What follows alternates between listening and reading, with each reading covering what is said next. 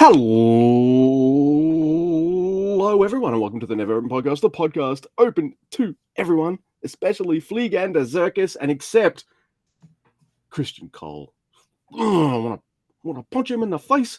My name is Luke. I'm your host of the Never Open Podcast, and with me, as always, is the birds they've abandoned me. It's Mr. Guy. Say hello, Mr. Andy. Hello, Mr. Andy. Hello, Luke. And hello to the listeners. And I'm sorry, goodbye to the birds. I'm sorry they left.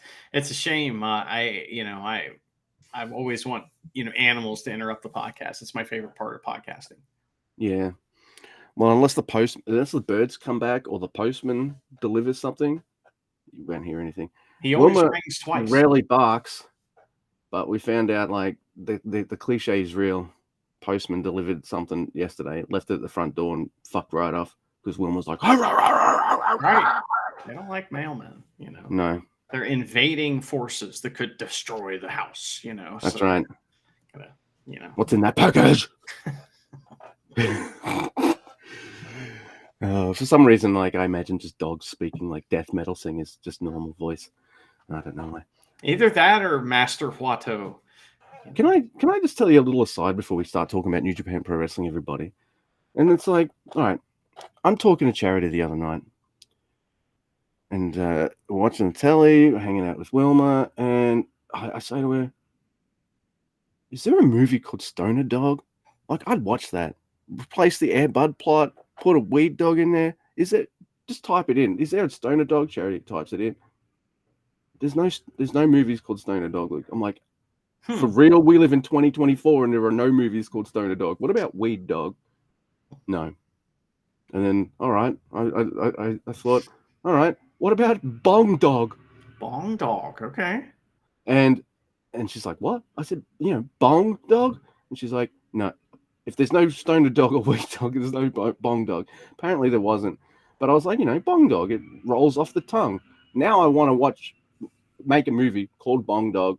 And you all got to be in it, and Chumpy's going to be in it, and wow, it's going to be a project just to tie it back to New Japan in some way. Okay, so Bong Dog, he accidentally gets stoned, right? I mean, it's not like that's the problem, right? The problem with your premise is you can't like intentionally get a dog stoned, or you're a massive heel. So, you know what I mean? So you'd have to the dog would have to unintentionally get stoned, but it keeps happening. And every time it happens, the dog gets superpowers. Is that what we're looking at? Yeah. Okay. But some kind of dog stoner powers or something. Okay. Yeah. All right. Well, it could eat a lot of food, right? I mean, that could be a good stoner power. It just starts eating everything. It doesn't care what you throw at it. It just snatches and eats it. I know we called the movie Bong Dog, but I did. But it can be a joint venture. Fuck it. But we got to have a scene though where the dog's like, "Hey, they left the cake out. Fucking sweet." But the cake's got. See, that's one way the dog could accidentally get stoned, right? But that does make or the bong was knocked over and there's all this bong water and the dog's like, "I'm thirsty." Mixed up. And all of a sudden the dog's fucking eating the cow. But for story purposes, we got this. That's why people come here. They want to hear my Bong Dog movie ideas. But no, they want to hear me do some professionalism because that's how we start. Because there are ways people can contact and interact with us if they wish to. We are on the Tweety. I am at Grumpy2EB. Mr. Guy is at Drucifer Tweets. Collectively, we are at NeverOpenPod. If you want to send us a written or voice email, you can do that too. NeverOpenPodcast@gmail.com. Also, if you got any of that Dasha Banks money, kick it our way. We have a Teespring store that has merch that'll make you look never as fuck. Look at this beautiful never as fuck shirt. I kind of wish we had two versions of this now, because one needs to say Hanare in the middle. But and I don't care if I'm the only one who has one. I'm like, I was the champ. Yay! That we could do, it's pretty cool. I liked the last champ. I'm very happy. Also, if you want to see what the merch looks like, we're on the YouTubes. Look us up. We're at Never Open Podcast, where you can see me do all sorts of wacky shit that you might not hear. Yeah. Very wacky. That's right. Luke is the wackiest. When I think of Luke, wacky. You know what I mean? That's a stoner dog, pretty wacky idea. Just saying. The lines up. Dude, how am I the first? I can't believe there is no stoner dog movie. Okay, so specifically, I think that's probably out there in some form, but maybe not. Maybe not the whole movie. The stoner dog idea hasn't it doesn't have enough strength necessarily in the eyes of studios to carry an entire movie. Come on, so man. Maybe that's where they're wrong. Dog playing basketball. Come on, man. We can't maybe the dog doesn't like basketball. Maybe the dog's owners are fucking like the stoner kids from the school or something. Like, come on, man. Well, Luke, we are going to talk about these two New Japan shows. They are both called New Japan Soul. And listen, let's give the whole preface. Usually when we talk about a show like this, we might call it a house show because that's what this is. This is an untelevised kind of show. This is what it would be like if you went and saw New Japan just at some place where it wasn't going to be on New Japan World. However, this had some important matches on it, so they televised it. Now, that doesn't mean that everybody was like, oh, shit, we're on TV. We're going to fucking try as hard as possible. That's not what's going on here. These guys are trying to get through the show, do their best, and move on and get through uninjured, and that's kind of what we got. So everybody's just turned down a little bit on these shows. So, that's very much true. There's two people maybe who aren't turned down, and it's because they're young lions. And we start with Daiki. Where are we, by the way? We're at the Fukushima Toyota Crown Arena. And unfortunately, there are no reviews I could find of this place. I just got to rethink the whole thing, I think, because I couldn't find any reviews. Bad, Mr. Guy, that you can't find reviews. No. Here's what we're doing. Hey, people listening to this, going to these venues, watching these shows, why aren't you doing fucking funny reviews? Huh? We've been doing this gimmick a while. There's no new funny reviews. You're making it hard for him. He's looking at the 3-star reviews now. What are you doing? Do a review. I had spent more than 5 minutes on this, and that was as much as I was willing to spend. More than 5 minutes. Couldn't find any more, so couldn't find anything after 5 minutes. That's a lot of time in internet searching. So, I'm just saying. But this show was from June 22nd, and because it's basically a house show, there's no English commentary. There is Japanese commentary, which I listened to and was happy to hear. I was too. And as I was saying, there's two people who can't really turn it down for this show. Turned down for Daiki Nagai and Masatora Yusada, because they're two new young lions. And if they go in and put in a house show effort, they're not going to be on TV for another fucking 6 months or something. He's going to be waiting. He's going to be waiting for him backstage. Throw the remains of his burger at him. And he's pissed off if he's throwing burgers around because he likes to eat them. Look, there is not much to say. I really like Daiki Nagai and Masatora Yusada. And I would say that this match ends the opposite way of the last match. Whereas, hey, the first match, this guy had this guy in the brab, and now it's reversed. I will get better at differentiating them in the future. They're two new, short hair, and it's Japanese commentary, so I don't know. I do apologize. But it's good. I like seeing their development. It's going to be great seeing them in the future. Can't wait. Yeah, they did some fuck your arm, which was nice to see. They're figuring it out, but I don't know. It looked like one of the guys was going to win if the time limit hadn't and that's how it's going to work for a little while. It was an 11-minute match. Oh, shit. Oh, that's awesome. Well, we also have a young lion in this next match, Luke. It is Shoma Kato and Murashima, his buddy, versus Great Khan and Akira. And Shoma Kato has a huge bruise on his, the same arm as Murashima has his, birthmark. So they look like, arm mark twins, It's pretty funny. So, and Great Khan's still rocking the boxer shorts, which I like, Kato tries to mat wrestle Great Khan, and that doesn't go well for him. So he's like, oh, I'll hit him with strikes. And Great Khan laughs in his face and beats him up.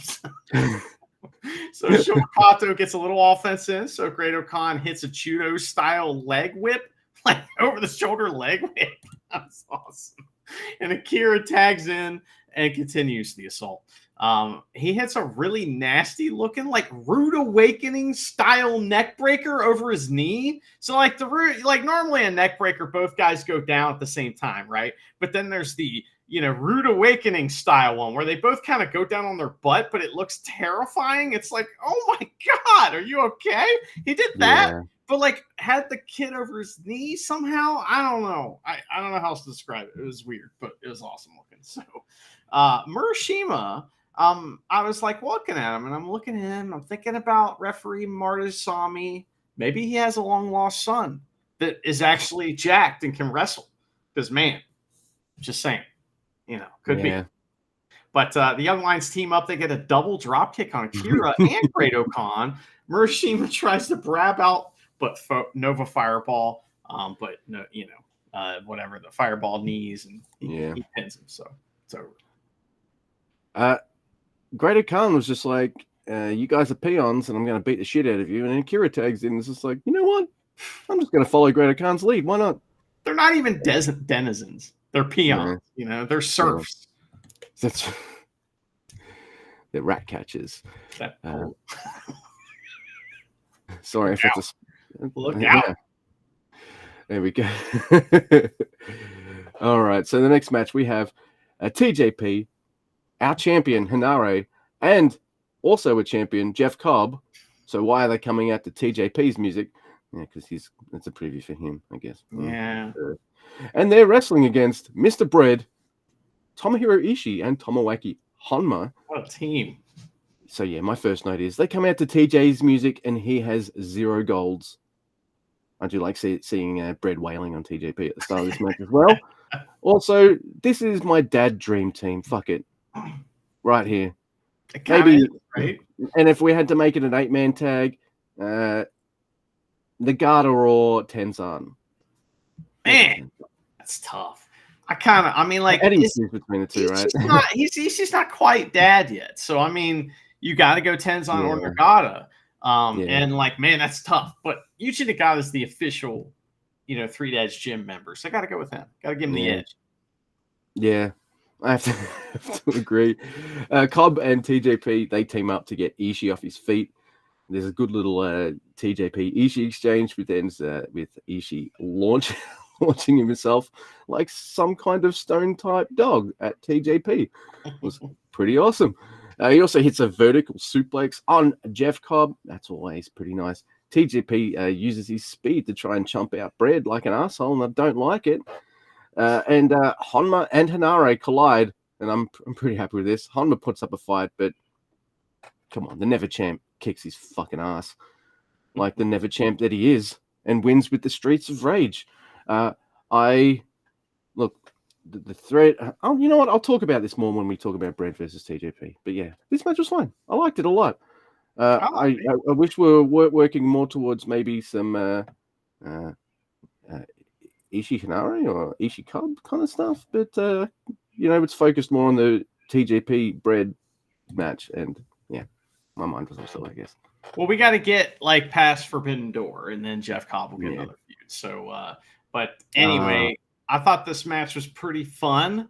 The end has a big problem that made me upset. Is it like, I mean, it's Kojima's fault. He's like, oh, I gotta have this standoff with TJP, right? So he goes to try to do it, and he's like, oh fuck, they haven't had their hands raised yet. So just stands on the apron, kind of like, I'm not getting back down. Like, I'm gonna wait, So they raise it slowly, and so eventually, Bread doesn't back down for nothing. And he's like, awkward moments. And then TJP is just like, yeah, and then Kojima just walks away, and it's like, yeah, it's really dumb looking. So. Yeah, but again, doesn't matter. These shows are, gonna have a little bit of that. But next week we have it is Tanahashi, Yano, Bolton Oleg, Desperado, and Goto versus all 5 guys. Just 5 guys, all 5 of them. I couldn't believe it, man. And guess who leads them to the ring? Motherfucking Doki. Great. I loved it. So Taichi encounters the roaming camera on his way around the ring, and he does this like smoldering, his stare, right? Which gets some good times. He's laying a little foundation there. Some good shit going on here, right? So that was fun. Doki and Desperado start the match as they should, and just 5 guys in the blue corner, by the way. So, are they going to be healing it up? We'll find out. Tanahashi wants to get the juniors to do a cheer off, but they're like, we want to wrestle. Fuck you. Yeah, it's true. Yeah. Like, hey, if you want to do that shit, wait for Taichi. We're fucking going. That's right. So, it's a house show, brother. I'm President Tanahashi. Shut up. We got moves to do. We want to get over.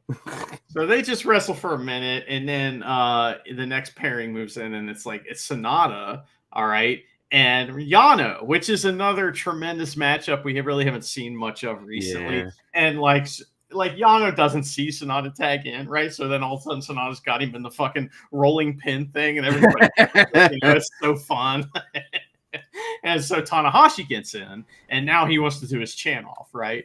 But instead, we get a serious stare off into the camera from him and Taichi, where they're just both staring at the camera, and they flip back and forth. And it's great because when they're on Tanahashi, you can see Taichi freaking out in the background, going, "No, switch the camera to me."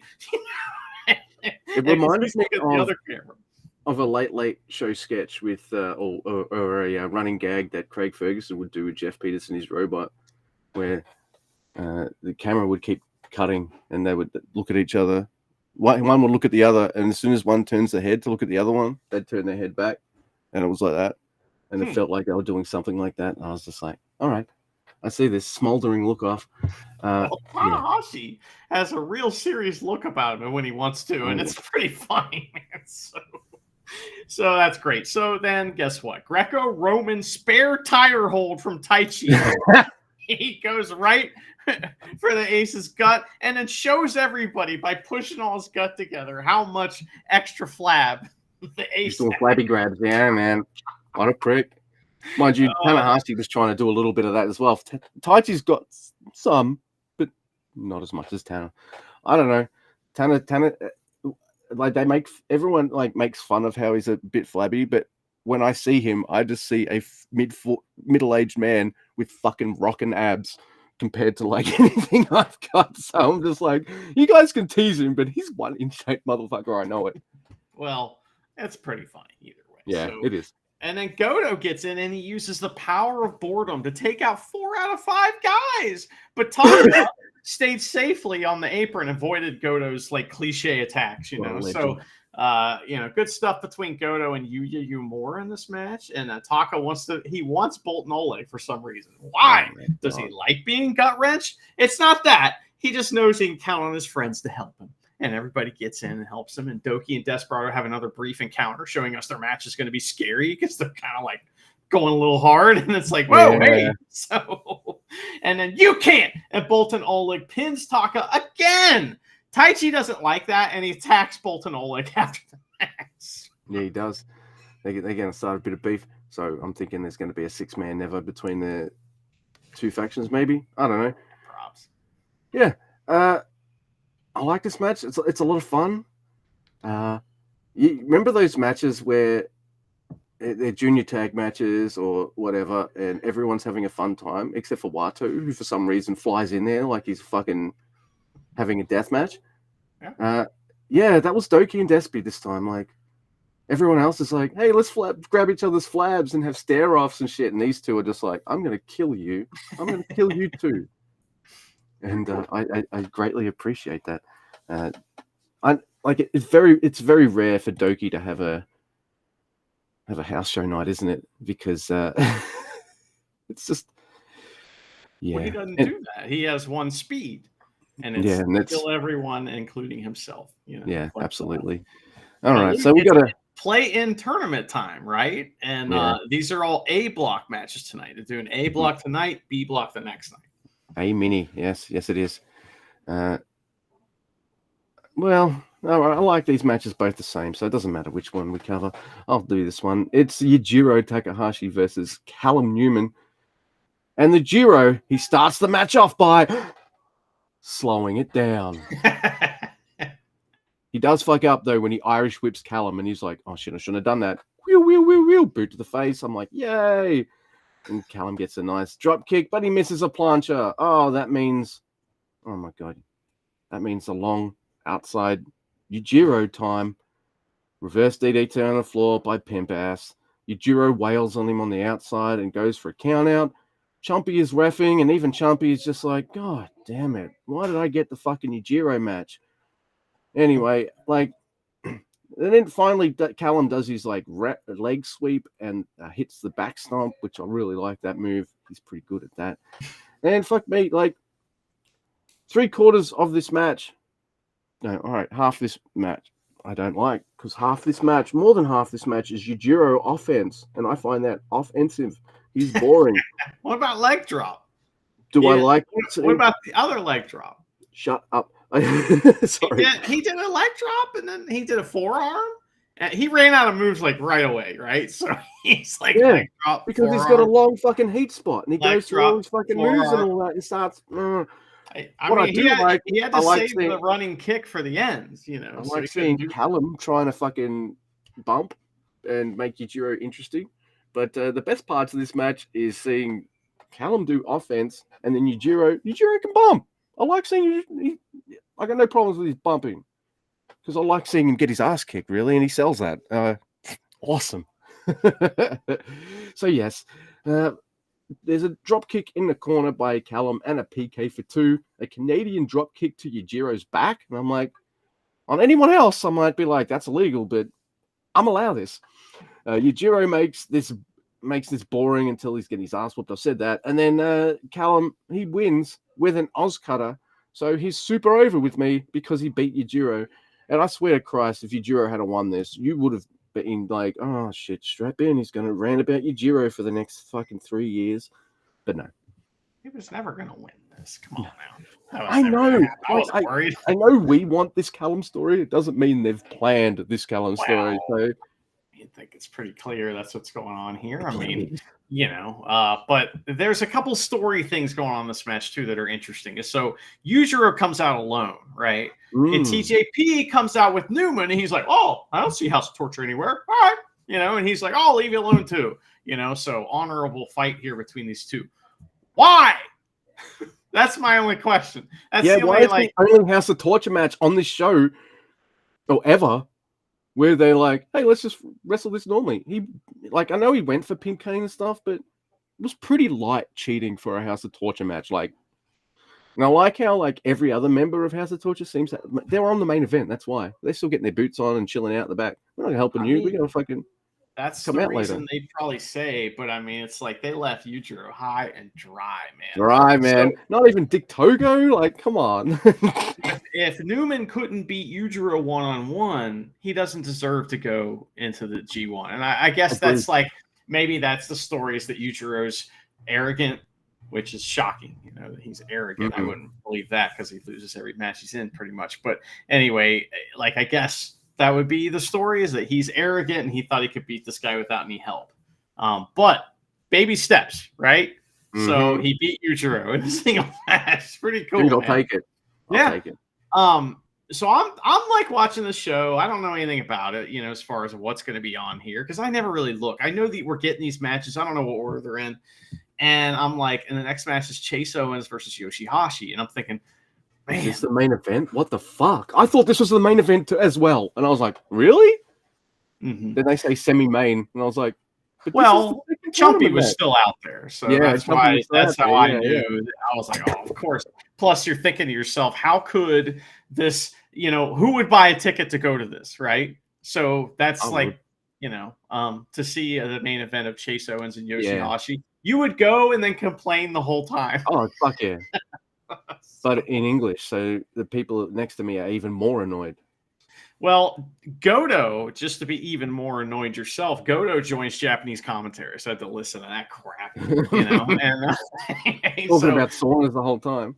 Well, he's there, to support his buddy Yoshihashi, but probably just talks about himself the whole time. So, you know, Chase uses the guardrails to fuck up Yoshihashi. He uses a few underhanded tactics here and there. And Yoshihashi really bumping hard, man. He takes a crazy bump into the guardrails, and in the ring, he's flying all over the place. And it's like, man, he's really trying hard here. Must be winning. And so Yoshihashi comes back with chops, and he also does a lot of crowd pandering in this match, which the crowd is like, we know you've had titles and one stank league, but they're not cheering for him. The crowd doesn't give a fuck about this, and so it's a foregone. The one fan that has the towel. It's a foregone conclusion to them that Yoshi-Hashi's going to win. So so when he starts like mounting a comeback and everything, they're like, yeah, okay. So I also at this point I write down, why am I meticulously writing down everything that happens in this match? Yeah, no one cares, not even the crowd. So Chase tries cheating using a pin with his feet on the ropes, but Yoshi-Hashi kicks out. I like it better when the ref catches him, because then it's like, what's the point? Like if it doesn't work, why do it? You know what I mean? So just to be fair, it is chumpy. But he should. I don't know. He's gonna get that. He doesn't have a class on illegal pins. I love the 1, 2. Wait a second. Yeah, I really like it too. Yes, I love that. So this leverage is too much, huh? So these two match each other's mediocrity move for move. It's not bad, right? You know, there's nothing bad going on here. Yoshi-Hashi gets a destroyer at one point, and Chumpy sells it like it happened to him. He's like that. And that made me laugh. And all of a sudden, Yoshi-Hashi hits the karma for the win. Fine. Yeah. I like this match better than the previous match, which is in no way meant to besmirch Callum Newman in any way, shape, or form. But is meant to besmirch Pimp Juice. Fuck that guy. But look, this match was fine. I appreciated they did some pretty cool offense at various parts of the match as well. I didn't see any of that. What was the pretty cool offense? Well, I do like seeing Chase get chopped the shit out of. Like that does make me happy. Destroyer's pretty decent. Look for Yoshi-Hashi. Look, no. Two things have got to happen. Two things have got to happen for Yoshi-Hashi to hit a destroyer, right? Two things. One, hey, I want to hit a destroyer, and two, I agree to that move. And we can say a lot of shit about Yoshi-Hashi. He needs to be in certain positions for certain moves and stuff. Yeah, I know anyone. So like, we'll do a destroyer for Yoshi-Hashi. Fuck it, why not? I can't wait to talk about him on night 2. Oh my god, it's gonna be fun. But so all right, all clues point to this being a semi-main, and I'm like, but all right, these are tournament. What's going to happen next? And then like, all right, Evil's music hits, and all right, we're getting a match that would usually be on right before Yujiro or Callum, right before the two important matches. We're having that match because I don't know if many listeners have noticed this, but me and my slow dumb brain has. And what that is if the LIJ tag match is on, that's the last tag match before the fucking major matches happen. And that's like if Naito's in that tag match or something, Yeah, that's fair. So we're having that tag match, which usually pumps people up for, all the single stuff. But they must have looked at this card and thought, well, those main events, we're probably going to have to put House of Torture and LIJ in the main event. And it's also Naito's birthday. I don't know if you caught that. Okay, I did not catch that. I don't know how I caught it, but I did. Maybe I scrolled over the tweeties after I watched this. I don't know, as I was watching it. I think Chris Sharp mentioned it. So that makes even more sense for this match, I guess, as well. Hey, it's not his birthday. Come celebrate with him. Spoiler. So we got Dick Togo, Show, Evil, Ren Narita, and that absolute douchebag, Yoshinobu Kanemaru. And he'd have me describe him in no other way, I don't think, the fucking heel master. And he's there wrestling against Bushi, Yoda Tsuji, Hiromu Takahashi, Tetsuya Naito, and Teton. And this is a really cool yet standard New Japan Pro Wrestling tag team match. That's not usually in the main event. It's usually before the in inverted commas important matches. It's fun. There's some high effort stuff in it, but it's a house show, brother, and all the boys seem to be taking it a bit light and easy. And Also, Naito's getting a lot of shit in because it's his fucking birthday and he's having fun. He wins with a Destino on Kanemaru. So, you know, I'm not sure I completely agree with. Oh no, Kanemaru's like, if Dick Togo's in the match, why can't he get the pin? Like, I don't think he was in the match, so oh yeah, why. he was there though. So if he was there just as support, then why couldn't he fucking? No, there's 5 members of. Yeah, so no, Togo was in the match. It was Titan, Bushi, Naito, Yoda, and Hiromu. That's 5. Kanemaru, Okay, Eva, Hiromu Ren, was on this 4. show? I guess I didn't see Hiromu. But there was a really fun spot in this match too, where so Evil has a Naito in the Scorpion Deathlock, right? And Naito's going for the ropes, and Dick Togo walks up, and you think he's gonna like pull the ropes away. He eye pokes Naito while he's in the hole. Dude, I don't think I've seen that many times before, and that's just another like little thing of House of Torture. You might think like, oh, here we go, R-base spot, chain stretch. They don't do the chain stretch that much anymore because they figure out new ways. They don't do R-base spots every single time anymore. You know, they figure out new things and then they roll with that a little bit. Then they might mix in a chain stretch every once in a while just to be like, hey, we still got this.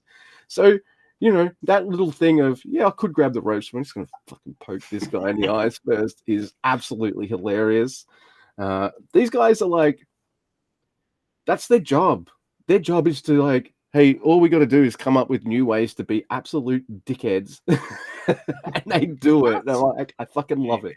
The only person who's probably not on the same wavelength compared to all the others, lost against Callum Newman in the previous. Yeah, and they didn't care. So, no. And they lost too.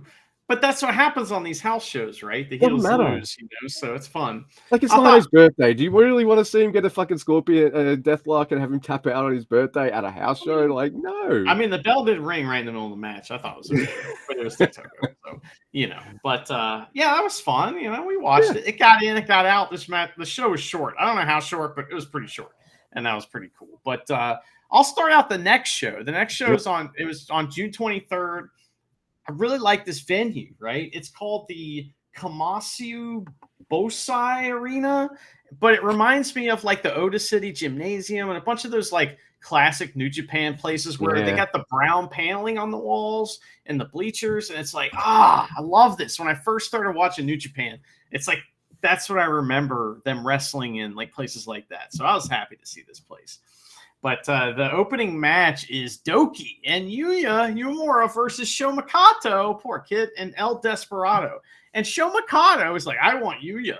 And he's like, okay. So they do mat wrestling, and Yuya does like a roll. Like they're in a wrist lock, right? And the kid's like, oh, I'm going to like flip it over and give you, you know, like the double wrist lock. And Sho Makato just rolls through with him. And it's like, it makes him look like a master because he's like, you know, I don't know. It's kind of hard to describe. Very cool. Nice little spot, yeah.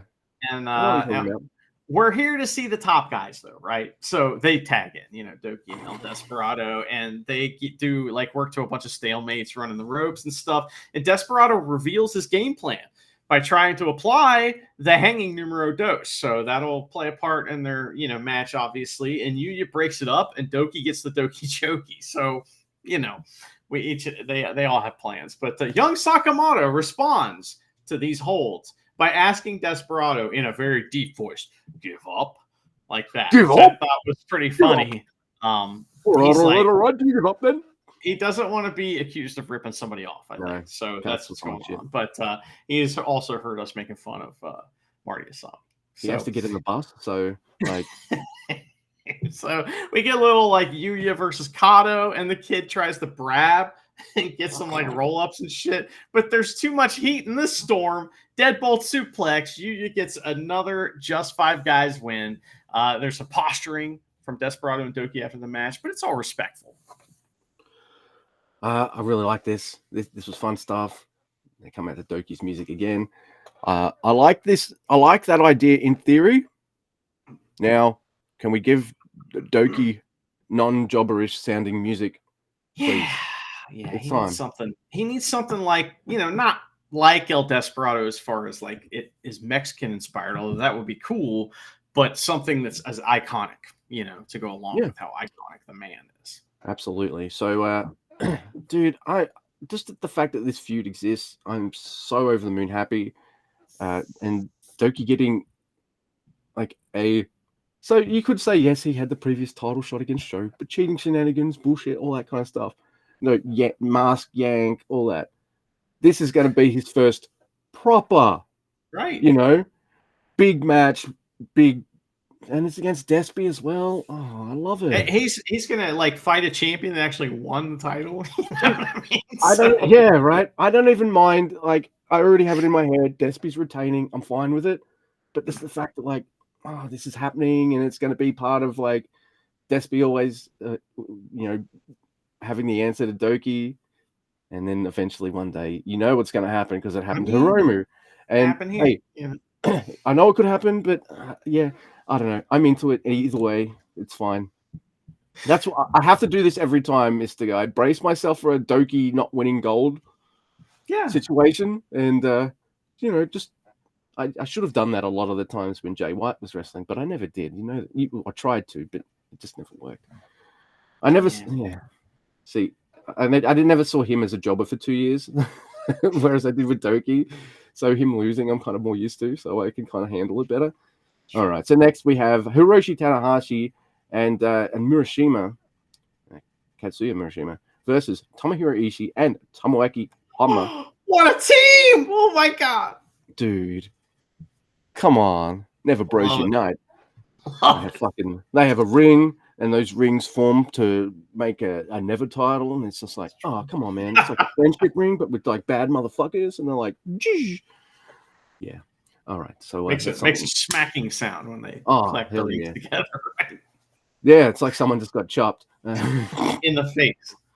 And also, Ishii's pretty pissed off that Tanner exists again. Actually, not again. I'm pretty sure he never forgot. Yeah. And unlike Taichi, Ishii doesn't play games. He's not doing a fucking stare-off game, Tanahashi. I'm sorry. You're in the wrong match for that. But you know what? Tanner sees that Ishii's not playing. And it's just like, you know what? Fine. Let's wrestle. And they wrestle for a bit. And Tanner's like, you know what? That's enough of that. I'm going to tag in Murashima. And just before he tags in Murashima, when he's right up to the ropes, Ishii runs and just goes and just fucking crunches him against the ropes, Canadian style. And I'm just like, fucking hell. Ishii does not like Tanahashi. Ishii doesn't care if he's in his faction, in the enemy faction, or, doesn't matter. How dare Tanahashi stop fighting him? Yeah. That's disgusting behavior from the Ace. Yeah. Ishii don't give a single shit. But, then Paul Murashima's in, and I love this because you've got the Stone Pitbull, who's kind of stoic, and then you've got Murashima, whose face is so expressive and amazing, and Murashima's like, and Ishii's just like, fucking smack, and Murashima just fucking goes down. I loved it. That was fun. It was really fun. Chops against the ropes too. I'm like, Jesus Christ, Ishii. It's a house show, brother. Some people didn't get the memo. It was a house show, brother. Doki didn't. Despy didn't. Tomohiro Ishii definitely did not. You cannot go easy on a young lion. You're disrespecting him by going easy on him. Absolutely. If you don't kick his ass, they're like, how am I supposed to learn? It's the only way. Tanner is hit at one point by a really sweet looking Rocket Kokeshi at some point. I'm like, man, that's pretty cool. Aren't you both in Hontai? Like, okay. But I like it. And then, hey, I don't know why I'm complaining. Ishii's tagging with Honma, and what am I? I want him to tag with a fisherman or something? Like, what am I talking about? This is what I want. Do I want Honma tagging with Makabe? No. This. I know Makabe is an ex-Never champion too, but these are my Never bros right here, right? Yeah. Come on. Makabe hasn't been Never in a long time. Yeah. Whereas, I see him kind of like, I'm going to phone it in, double clothesline, ha ha ha. And I don't know. I've seen Honma take it nice and easy, but I also see Honma getting his ass whooped and bumped. I love fucking Honma rules. We both know this. Anyway, Rocket Kakashi. Then Ishii grabs Murashima the fuck out, but Tana makes the save. Tana does keep trying to help Murashima, but there's a pin by him on Ishii, on Murashima, sorry. And so Ishii, he gets the win, and he's like, "Fuck you, Tanahashi, for existing," and that's about it. You're not my president. # not my president. Well, Ishii grabbed the kid out. That's what happened because the kid tried to grab him out, which is against the law in most prefectures in Japan. So, the penalty is you get grabbed by Ishii and forced to give up. So that's what happened. So, and Ishii just leaves after the match because beating a young lion isn't worth celebrating to him. He just leaves. And Han was like, "Hey, yeah, we won." Oh, he's gone already. So that was really funny. I had the sweet taste of victory. Yay! Hey, Ishii, let's have a bit. Yeah, he's already in the car going home. So. He's already in the car. Yeah, because by the time Honma gets backstage to do his interview, Ishii's already kind of grumbled his, and he's in the So next, Luke, we have some more of the 5 guys. We got Sonata, Taichi, my favorite, and Taka Michinoku versus Akira on the Cobb. Excuse me. Yeah, so I actually have it written like that in my notes too. Yeah, so Great O'Khan and Sonata start, and they do mat wrestling and run the ropes, and it's pretty damn good. And you kind of forgot they've done that before in the G1, I think, where it's been like, wow, these two can really kill it. So that was really fun to see. United Empire, they team up on Sonata for a bit, and we get take picture from Cobb and Akira, and it looks very painful for Akira. So like Sonata to take the ass kicking spot in this match, right? Well, like what happened was Akira is going to do the take picture thing and come down, and normally you're supposed to kind of land on one side of the guy, which is a part of your back, but he just lands like that and goes, oh, and it looks really painful. So that sucked for everyone involved. Bad landings is also a way that Sonata got injured one time. Remember that? Yeah, well, sort of. The fucking face.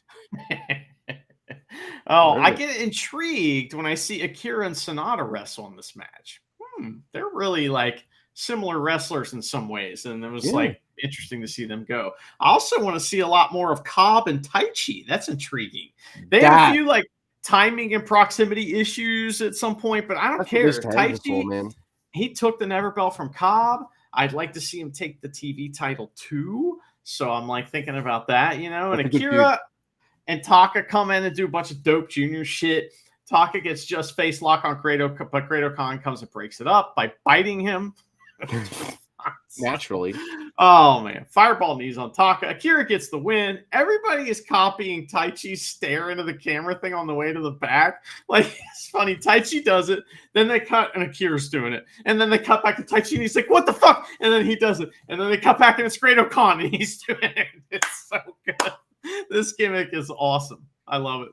It's Taichi not only channeling but perfecting Blue Steel.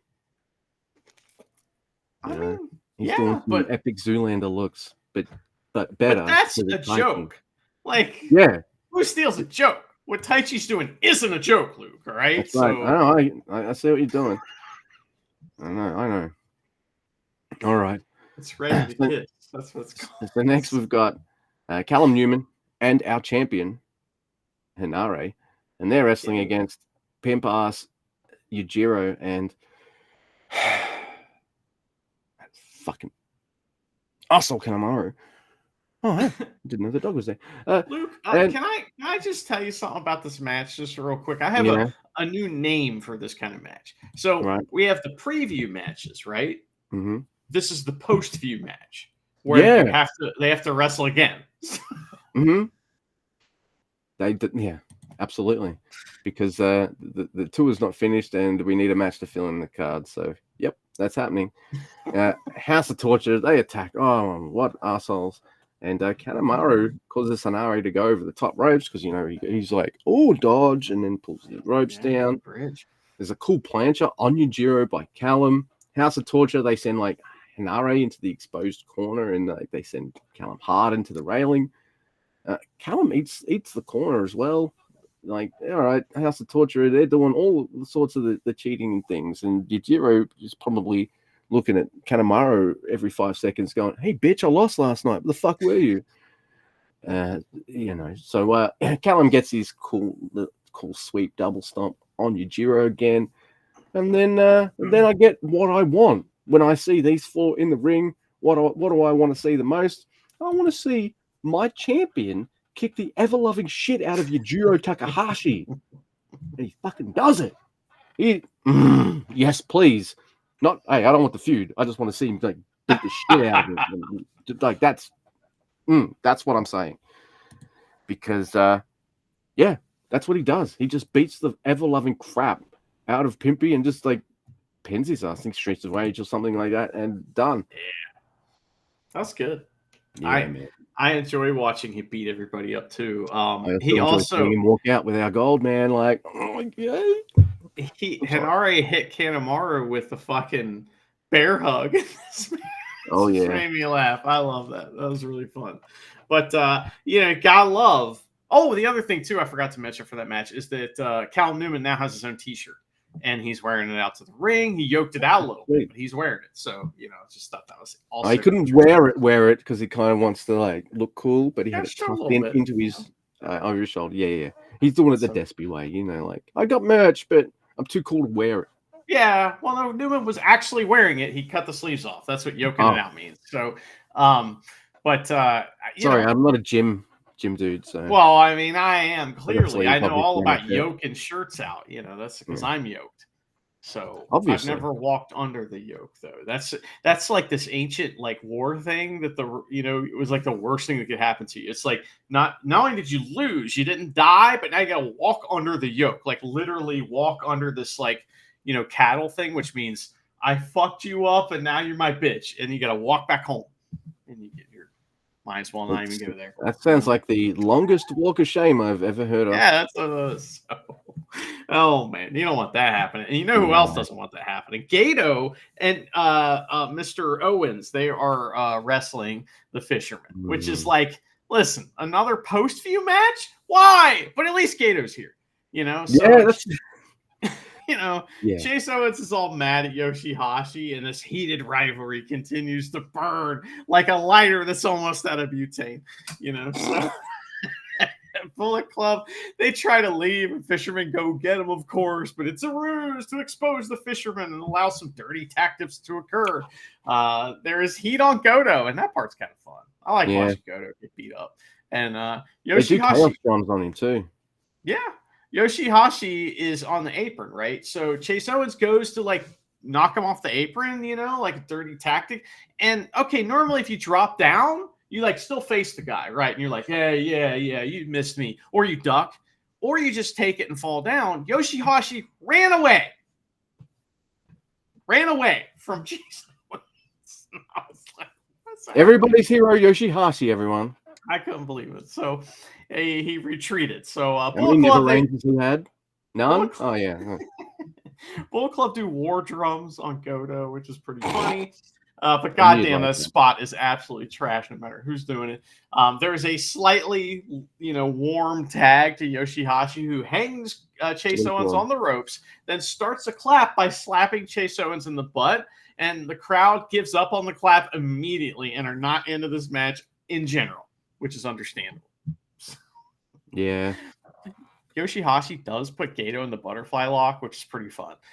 So with Tonga Loa gone, Yoshihashi has reclaimed the worst move in New Japan designation. They do the Shoto on Gato and a weird leg pin thing from Yoshihashi for the win. He does the like the Darkness Falls, like power bomb. Then you stick your legs on him, but he like kind of crossed his legs on Gato. It was kind of weird, but he sure did pin him. Yeah. Look, Gato, you're the bookman. You could create any finish you want. All right, sure. Your job is to also job, but you get to decide who you lose against. All right, you're the booker, but you also job a lot, Mr. Guy. I'm putting it to you. Who would you rather get the pin from, Goto or Yoshihashi? You have to pick one. Is Yoshihashi doing that silly pin? Yeah. It's important. He's doing the crappiest finish on you that you don't like the most. That was the Shoto. Shoto? So, yeah, I mean, like, I'll take the Shoto. I mean, like, that it's move is hardly protected. devastating. Like, I'd be more impressed with the Shoto if they picked him up to shoulder height and then did that. It's like knee height? Knee height. That'd be like you and me picking up the couch, get it to about knee height, and then we drop it. Like, yeah. Hold on. I need a second. Yeah. Hang on. Put it down. I can imagine Yoshihashi saying that to Goto sometimes because he needs his positioning to be precise and exact every time. Otherwise, he can't do the move. So he's probably saying to Goto, no. Let me grab the head. I haven't got the fingering right. Like, come on. Yeah. There was a part in this match I didn't bother writing down where we had a Yoshihashi moment, and I just ignored it because it was just like, who cares? We're talking about this match too long. So let's go to the next match, which is Bolton Oleg versus Toru Yano. B-Block play-in tournament. Yeah, it's B-Block mini. I don't like the finish of either of these matches. Like, nothing wrong with the actual finishes themselves, in and of themselves. I just wish in both matches the other guy won. So that's kind of how I feel. But I like that Yano, he fools Oleg into actually coming outside when he's like, hey, come out. Oleg does it. Other wrestlers, like Zack Sabre Jr.'s learned, Sonata's learned. We're just like, I'm just going to sit here while you get counted out, Yano. Oleg, you're not a young lion, huh? But anyway, he does go outside, and then he gets hit with a chair, and he gets rolled up in the apron curtain. But hey, he ain't dumb. Well, that dumb. He's dumb enough to go outside, but he's not dumb enough to stay in the apron curtain. So he gets out of it. He makes it in time, only to eat the exposed corner. Oh, and then Yano gets a really much well-deserved gut-wrenching. Like, if someone's making a fool out of you for non-stop for fucking 5 minutes, the first thing you're going to do when you get your hands on them is just something like that. Well done, Oleg. I do like that. Oleg traps Yano in a pin and pins him. And part of my heart breaks because I love Yano. G1 Yano is usually my favorite Yano. G1 Yano. And I don't get G1 Yano. I'm both okay with it because, it's time to bring in newer people and move forward and all that kind of stuff. But also, yeah, that's sad. But, I mean, change is going to happen, man. We've had Yano for like 10 years or something like that. So some things got to change, and here we are. But I thought this match was fun.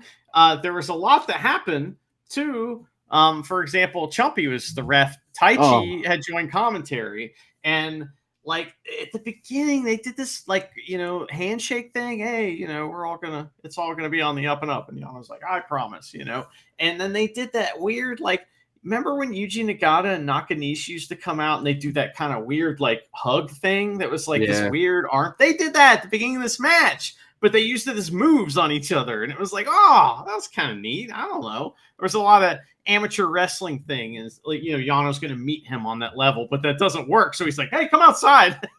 Let's wrestle out of here. But I also love that, so Bolton only gets wrapped up like a burrito. And he's laying there. And the camera guy is right on him. So he can't escape. He can't, he can't escape too quick, right? But he can't, it's obviously very loose on him. So he knows he can't just be like, oh, forever. He does that for a little bit, sees the camera, is like, oh, fuck. Just gets up and gets in the ring at 14 or 16 or something like that. Yeah. So that was pretty fun. One day he'll have that timing perfect and it'll be fine. Yeah. But he made it in pretty easily. I thought it was fun, but just to watch that. But he faces the winner of the next match, I think. And it's Yano and Chumpy after the match both raise Bolton's hand together. Aw. I'm so happy. And Bolton's new music player. No, it's the Young Lion. But he isn't one. No. Dude, give him your music stat. Doesn't have to be good. Just give him something that you can use before you give him. Just get rid of the Young Lion music.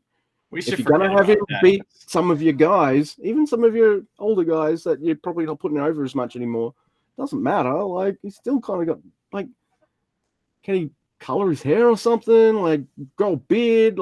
Put on some different colored trunks? I mean, He's got to get the singlet. You know, I'm telling you.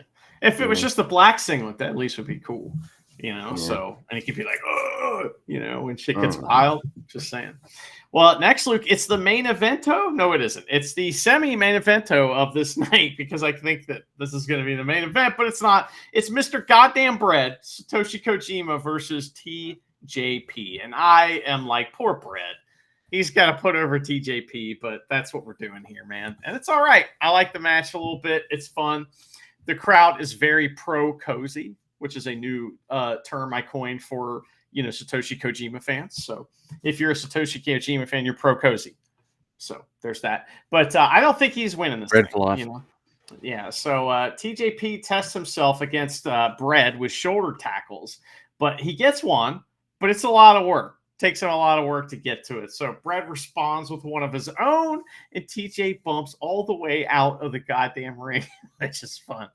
Somehow, though, there's like some bad psychology here because like TJP reverses an Irish whip on Mr. Bread, sending him into the guardrails. And when the smaller dude does that to the bigger dude, I don't like it. That rarely happens in New Japan. If you pay attention, anytime a bigger dude, in particular, a guy that is a heavyweight versus a guy that is an established junior, who I guess is going into the G1 now, so I guess we're supposed to treat him like a heavyweight, and maybe this is just part of that. But normally, the smaller guy will never reverse an Irish whip and won't be able to Irish whip a larger guy.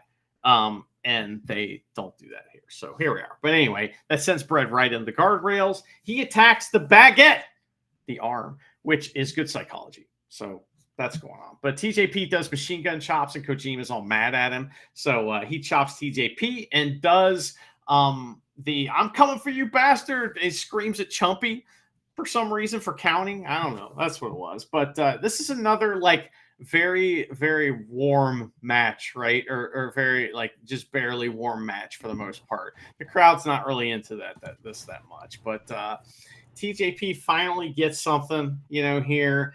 When he hits the Pentagon arm breaker on Mr. Bread, which is very good psychology because he wants to take out the baguette, you know. But Mr. Bread retreats to the outside, so TJP hits some dives. Kojima isn't pleased with TJP and lariats him off of the damn apron. He hits an apron DDT for a countout spot, and TJP bumped really hard on both those moves, like fucking awesome. So that was really cool. Kojima hits machine gun chops with extreme prejudice. He's angry because TJP did it to him earlier. So TJP responds with a face wash. He tries it again, but runs right into a DDT from Kojima. Springboard DDT from TJP. There are some reversals and near falls here, and it's all fine, you know. But Kojima switches arms at one point and uses his non-injured baguette to attack TJP. There's a great fine roll-up for TJP, and he beats Bread. And I wanted Kojima to win. But the match quality in the G1 of Mr. Bread versus TJP. I get it. Yeah. I mean, you know what I mean? It's going to be better with TJP. Now, he has to beat Taichi to get in, which is a problem for me. Look, the problem I'm having is I would have preferred Mr. Bread to maybe, I don't know, beat Pimpy or someone like that, and then maybe lose to Ishii or someone.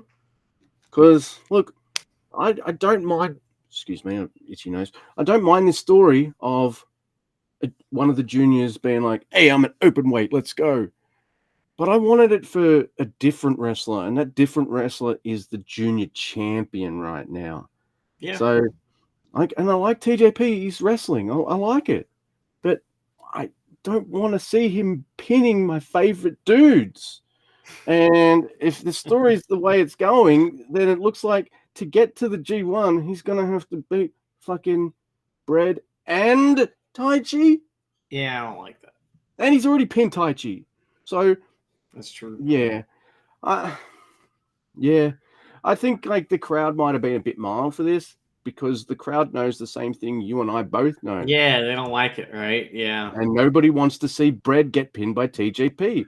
I understand why New Japan did it, though. They're like, look, we're trying to push this thing with TJP. Let's give him someone big, but not one of our current top guys for him to pin and all that. The problem being is nobody wants that. Like, hell, my heart was broken seeing Ospreay beat him, and that was an awesome match, and I knew Ospreay was going to win because it's Brett, man. I want Brett. Oh. Well, Mr. Brett did comment about this on Twitter. Yeah, his Twitter account is fantastic. And he wrote the following. He said, "There are all kinds of opinions, such as, why did he lose even though he had the belt? And doesn't he feel sorry for other organizations? I'm not strong enough to win all the time. But it's because they are genuinely supporting you that you feel the urge to complain. I understand. I will try harder. So please keep watching over me." So Mr. Brett is saying they're bitching because they care, but people be bitching that I lost and I'm a champion like all these other organizations. So just saying, people saying that. Yep, exactly. By the way, I don't think MLW is going to be too mad that their champ lost in New Japan, especially since like he's one of the most decorated New Japan champions there has been. Not only that, their belts showing up on TV. Yeah, that was my next point. Like, our belts on their TV. Maybe some of those people watching will be like, I want to see a Bread match where he fucking does win. You know, like, yeah. So, yeah, MLW is not ringing New Japan going like, you jobbed our champion. They're like, thank you, Big Penis New Japan, for letting us put our champion on your TV. That's what they're fucking saying. You don't want heat with Court Bauer. So we get heat with Court Bauer. That's trouble. So. All right. I get the main event again. And obviously, it's the weekend. So you celebrate your birthday, not just on the day of your birthday, but the whole weekend, right? It's birthday weekend. So this is Bushi, Yoda Tetsuya Naito, and Titan versus the Evil Dicks Shorin. Well, what do they show him? I get it. Look, do I like this match? Yeah, I do. But it's... And they actually do some spots they didn't necessarily do the night before and stuff. There's an R-Bay spot here and other things like that. But this is essentially the match we saw the previous night. Yeah. Just remixed. And it's complete with it ending on a Destino on Togo. I don't mean to be so short on the main event. There isn't much to say about it. It's not leading to like a story at the moment. They're just, I think these are just, Bread's going to lose tonight, so we might as well put Naito over in the main event in a multi-man tag and send everybody home happy. That's pretty much what this is. There is Dick to La Verga contact in this match, which was Dick to Titan contact is something I approve of very much. I knew you'd love that spot. That's Dick in Espanol. But anyway, so Naito attacks some guy that's on commentary too after the match. It's probably some friend of his or somebody. It's some celebrity or something. He walks over and is like, "Who are you?" And starts beating him up. Yeah. So. No habla Espanol. That's right. That's me. That was pretty fun. Yeah. Well, those shows happened, you know. I don't talk good Japanese either, but I'm getting little things like can he do it? And things like that, like little things here and there, or they'll end a sentence in a way I've been learning how some sentences end, and I'm like, oh, I think I might know the gist of what that is that they're talking about. So I'm getting little bits of. I'm almost up to 600 days in Dua Lipa as well. So nice. Yeah, it's a lot of pop music, my friend. Yep. You know. Well, so the next show will be on January 3rd, and it's Bolton Oleg versus Tanahashi and TJP versus Taichi. So we got a little break here, and then the G1 will start after that. So we will have on July 1st, meaning July 2nd for myself, Forbidden Door as well. Oh, really? Okay, yeah, that's right. So are there any Forbidden Door updates? Forbidden Door updates. Yeah. The biggest one for me, hell, yeah, for you too. I'm going to speak for both of us. Fuck you. Shingo versus Daniel Bryan is happening at Forbidden Door. I don't care who wins. Pretty awesome. Yeah. pretty excited about that. Both those guys are some of my favorite wrestlers ever, and the fact that they probably wrestled in like Dragon Gate or some shit. But I mean, 20 years here ago we or are. something. Yeah. Like this is going to be amazing. So excited for that. So, well, since this is probably the last show we do before we before that's on, let me just run through a couple of things. It's Swerve versus Will Ospreay for the AEW World Title. There's no New Japan guy in that match. Also, Will Ospreay also has a title, so I hate it when they do that. That'll be a fantastic pro wrestling match. Of course. But you're going to have to listen to me complain if Ospreay wins that match. I'm just saying. Next, we've got Takeshita versus Briscoe versus Jack Perry versus Dante Martin versus Leo Rush versus To Be Decided for a ladder match for the vacant AEW TNT title. Some New Japan is Edge injured? See, I haven't been paying much attention. All right, Mercedes Moné versus Stephanie Fakir. Ooh, Timeless Tony Storm versus Mina Shirakawa. That'll be fun. Zack Sabre Jr. versus Orange Cassidy. Moxley versus Naito, of course. Jeff Cobb versus don't even know yet. Yeah, to TBD. I'm sure we'll find out on Wednesday. MJF versus Hechihiro. That's fun. I'm like, hook that up to my veins, but like, what? Didn't that happen no one in New Japan wants to mess with MJF, but I will take Hechihiro. He's like, yeah, sure. I put Fantastica Mania on as fucking background noise, while I'm doing anything else. But he was one of those Fantastica Mania guys. I'm like, ooh, he's kind of Never and Luchador. I want to see what he's doing. So I've been watching some of his stuff as he's appearing on the A-dubs as well, and I like him. He's great. Bryan Danielson, of course, and Shingo, and then we've got. Jericho's got this obnoxious gimmick, and I'm over him. It's called the Learning Tree, and it's him, Big Bill. That's it's fine. Soft, dude, the tall one. You can't teach tallness. Can't teach tallness. whatever the fuck they said it. And Brian Keith. So Brian Keith is fucking stuck with these two clowns. Oh, that sucks. He's not collecting bounties, huh? No, man. I Brian Keith came in. I was like, I don't know this guy. I like this guy. And now I feel sorry for him. But they're in a match with Samoa Joe, Hook, and Shibata. So, at least Shibata's on the card. No Jay White. Right. So, there's that ladder match, right? So Jay White's going to enter that. He's going to win the ladder match, and then he'll have all the minor belts. But that's a ladder match that doesn't even feature any New Japan Pro Wrestling wrestlers in it. You'll have that. I mean, what's today? It is Monday. It's Tuesday for you. And in like 3 days, we'll know who those people are going to be, because on Wednesday, there'll be a bunch of New Japan people showing up on the AE dub. Well, there's only one person to be announced for this ladder match. So, yeah. I don't know, man. Like, not have Switchblade on a card like this is a fucking glaring oversight of dumbness. That's my opinion on that. So, there's got to be heat or something, man. Let's do if this person beats you, you can't even wrestle in a New Japan match against New Japan guys ever again. I'm like, why? Did he also offend one of their mothers or something, like Kota Ibushi did or something? Like, what's going on? No one knows. No.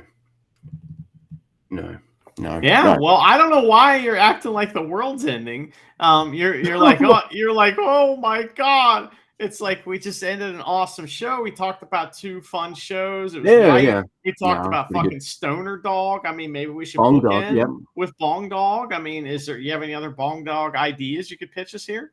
Not off the top of my head, but that's a shame. Will is sleeping just next to me right now. Glad I mentioned that and brought that back up. I'm glad you did. Dude, you want to know when I'm going to have Bong Dog ideas? I definitely, as soon as you stop recording, I'll be like, oh my god, 1, 2, 3, 4, 5, 6, 7, 8, 9, 10, 11, 12. Do you remember that song? No. You didn't watch Sesame Street as a kid? Okay. I mean, a little, but no, I didn't watch it that much. I was creeped out by those fucking. You put numbers in a jingle.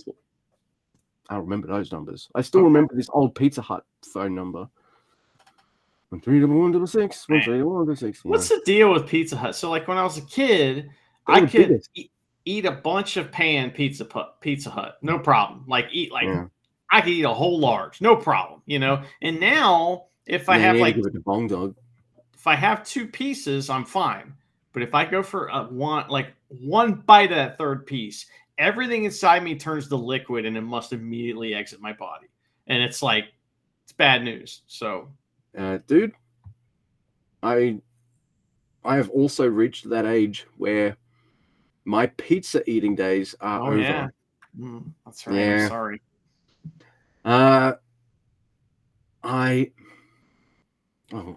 I guess everyone loves pizza. You got to be crazy to like pizza, but to know that one slice, okay, 2 or 3, I don't think that's a good idea. In March. Well, maybe that's a good thing though. Maybe pizza wasn't really intended to be eaten 5 slices at a time. You know what I mean? I think that's really what's been going on my whole life. But like now, it's like my body's like, listen, bro. What do you mean you're supposed to share a family-sized pizza? Oh, dude, I'd crush a large pizza by myself. I just said it. Fucking yeah, right.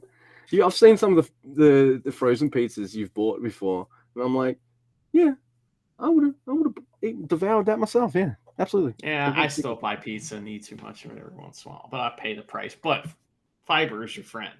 I don't know if we've ever talked about it on the show, but a while back I exposed you to the crazy thing in America where like frozen food in particular will claim to have real white meat chicken, and you found that to be very amusing, right? Yeah. I found something. I bought some chicken the other day, and it had something really funny on it. It says that it's voice activated. Voice activated chicken. It's a pack of raw chicken, and it's got this mark on it. It says it's got a like one of them QR codes, right? And then next to the QR code, it says voice activated. What does it mean? I don't know what it means. Just because the technology exists for these things to be possible doesn't mean they're a good idea. Oh my god! And then you do all that, and then they'll send you a message in 5 seconds that goes, "What did you think of the experience of doing that thing?" and all that. I'm like, fuck off. Well, I don't asking me for fucking reviews. I was just wondering what voice activated chicken was, but if you've ever watched The Curse, just watch out for loose How chicken. raw is the chicken? Is it like fucking alive? Is it in suspended animation in the bag? You press the button, it's like watch out for loose chicken. That's a problem in the world of The Curse. So just saying. Man, dude, there's got to be a skit in there about Bong Dog and voice activated chicken. Well, I mean, voice-activated toys in Bong Dog would be a good time because he's going to bark at it, it's going to activate, he's going to stop barking, it's going to stop, right? So that could be good times. All right. So they leave the frozen chicken out. It thaws, whatever. And then like the stoners in the house, they're like, "Hey man, let's have a chicken, man. Yeah." They talk like Cheech and Chong, of course. Okay. And fuck it, they're cameoing in Bong Dog. You know it. Well, Tommy Chong is. Cheech is more expensive. Tommy Chong, you don't even have to pay in cash money. Just give him what, like. But the gag is you don't see Bong Dog doing this, right? So the gag is they wake up next day. No, it wouldn't work. They wake up that night because they passed out during the day. Weird.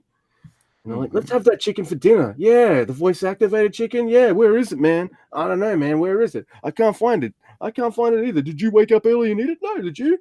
Then they're like, "Let's try the voice activation." So they activate it, and like inside Bong Dog, it's like, for an hour. Because he ate the chicken. Fucking Bong Dog, he gets into the weed, he starts eating shit. I mean, that's like his superpower, right? Is eating everything. It's got to be. That's right.